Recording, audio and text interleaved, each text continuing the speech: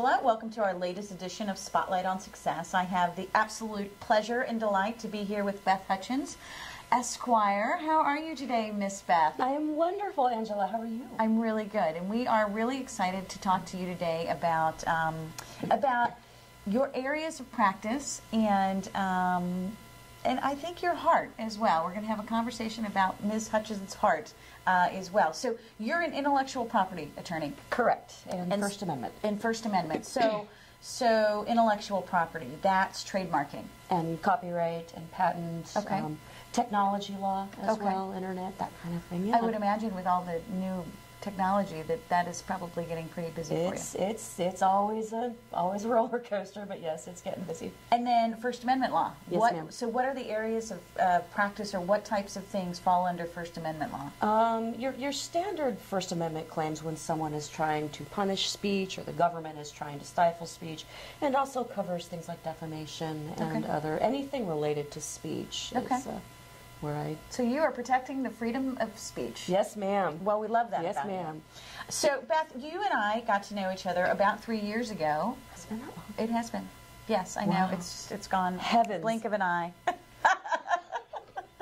But we got to know one another through a mutual friend who was a One Community business member. That's right. And what was so fascinating about your story was, here you are, and you've chosen your areas of practice. You are doing First Amendment law, you're doing intellectual property, and then you bring in another area of practice, and you do it because of your friends, and that area of practice is estate planning. That's right.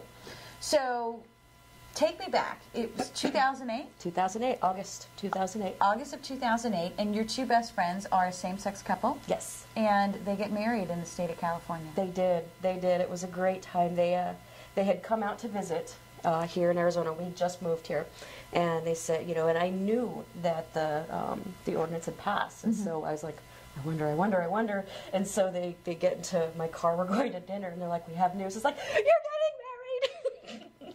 And they said yes, and I had the privilege of being, Miles and Tony are their names, and I was Tony's best man. Wonderful. Yeah. So you stood up for them, and here you are in California.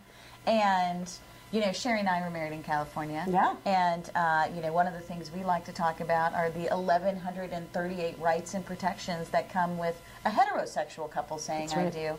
And so, as the story goes, Miles and Tony thought, well, Beth, we have equal protection now. They did think that. We were sitting at dinner, and they asked, we said, well, now that we're married, can we have all the same rights? We're protected. And I stopped, and I went, no, you're not. And we all just kind of got really quiet, and it was still a wonderful day, but it was still kind of a sad thing to realize that despite having gone through all of the requirements and having done everything that is necessary, it still wasn't enough.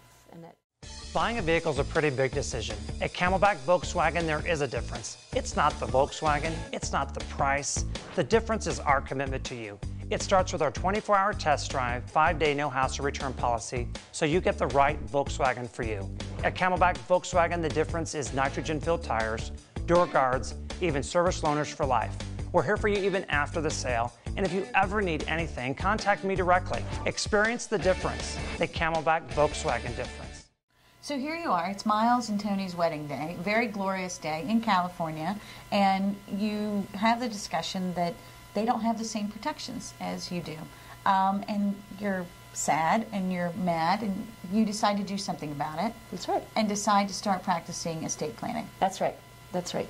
So tell me about, I mean, obviously this is about Miles and Tony, but this is really about having a conversation with our LGBT community and making sure that we have an ally and we have a legal representative that we can come and talk to, so that we can kind of put the proper paperwork in place and make sure that we're, I guess, leveling the playing field as much as we possibly can. Sure, and I think it comes down to trust. There's a lot of trust issues between, you know, and there are differences between different members of the community. Some are out, some are not, some are sort of out, some are out to friends but not to grandma. And there's a big concern with every member of that community of how that lawyer's going to treat them, of can I come to this lawyer's office and are they going to know what they're talking about when it comes to the very specific and very unique needs that this community has? And number two, are they going to do that lawyer thing where they look over their glasses at me from behind their desk and make me feel this big? Right. And so, you know, talking with Miles and Tony, it just became you need to do this because you're not that person. You've been our friend for 20 years. You've been around forever. You know what you're doing, and you're not that way, so do it. So you're Okay. not judgmental, you are No. absolutely supportive of diverse communities, Yeah. and you feel comfortable having a conversation. And what you want at the end of the day, really, is just to make sure that we're all protected. Right, well, and that, you know, don't tell Miles and Tony this, but they were right, because they will lord that over me forever and ever. But yes, but you do make that's correct. That you need to have someone there in this community that understands and is in it as much as one can be and is dedicated to it. And, Well, I mean, the legal community definitely needs to be on our side, without Yeah. doubt, because we don't have the same protections as our heterosexual counterparts.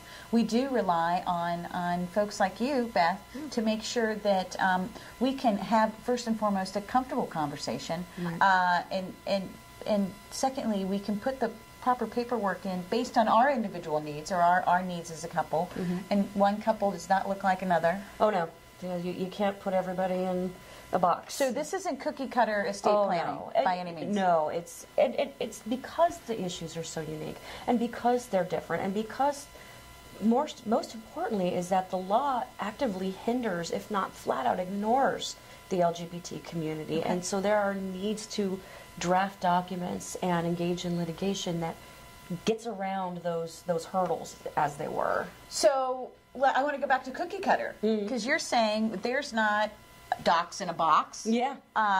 We're not a one-size-fits-all community, and No. so our estate planning needs are very individualized based on who we are as individuals or as couples.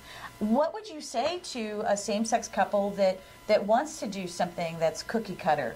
Are we protecting ourselves? Can we have proper protections with Well- cookie cutter types of estate planning tools? It's well, I suppose it's better than nothing. But the problem is that the cookie cutter types of places, they ask questions on who do you want to have this and where do you want to go, but they don't ask very hard-hitting questions, such as, do you have any family members that you think are going to have a big problem with your relationship and try to interfere with this?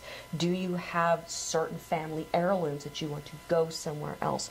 Do you have any concerns that you need to address in your estate plan that aren't just cut and paste text? And Okay. it's just those questions that need to be asked that a computer can't do. They can say, what's your name, what's your birth date, or who do you want to have your stuff, and that's fine. But so basic. So if you Yeah. if you need basic protections, then the doc in a box or cookie Could work. cutter route could work. But basically, if you have, I guess, if you've amassed anything, Well, no, that's the most common misconception, is that, well, I don't have any money, so what do I don't need have to worry about it. Right. And So- nothing could be further from the truth, because with our LGBT couples and singles, there are more important documents than just a will or just a trust, and those are your powers of attorney. Right. And those are, who do I want to make decisions for me if I can't make them myself? and this all falls under estate planning. So my healthcare power of attorney falls under estate planning. Who do I want to make medical decisions for me if I can't? Falls under estate planning. And let's talk about this too, because I think one of the biggest reasons, I think there's two huge hurdles. Obviously there's trust, but we've talked about that. So I typically, when we talk to folks, I'm not going to talk to an estate planning attorney because I don't have anything. So you're saying that's not That necessarily... you have more than you think. Than you think. Move next time and then tell me you don't have anything. And the second part of it is it's really expensive to hire an attorney. No, it's not. A decent, and I can't speak to other attorneys' Sure. fees. Your doc in the box, they're cheaper because there's no person actually Because they're not sitting there in digging the down. office and talking to you and that kind of thing. But it's not prohibitively expensive. Okay. People have a tendency to think lawyers in general are expensive because they've seen fancy TV shows where they're wearing an Armani suit and. I think it's against the law to be on a television show as a portraying a lawyer and not being a marriage. I heard that. I heard that think it's Arizona's written going to in- codify that. It's been written into. But We do think we're funny. I know we're not, but well, anyway. yeah. So totally do. it doesn't have to be cost prohibitive. No, This is about creating a trusting relationship, absolutely. and we all need protection. Is Yeah. basically what I'm getting from you. Exactly. And one thing to always remember is that eventually, no matter who did your estate plan, if you did it yourself, went to a doc in the box, whether you have nothing or whether you hired a lawyer to do it, everybody dies. And eventually that estate plan is going to go to court. Okay. So having it done improperly means the longer it spends in court. Okay. And that's where those expenses start And that's to come where we up. don't want to be. Mhm. So we want Yeah. to do it right the first You time. want to do it absolutely right the first time. Great, thank you. It is a pleasure to be honoring you at the Spotlight on Success Local Heroes Luncheon. You truly are an ally to the LGBT community, Beth. You are leading your practice with your heart. You are always available to sit down and answer questions, be it about estate planning or intellectual property, so we have some fascinating conversations. But thank you so very much, and thank you for getting involved. Well, thank you. I'm honored. I'm touched and honored. Thank you.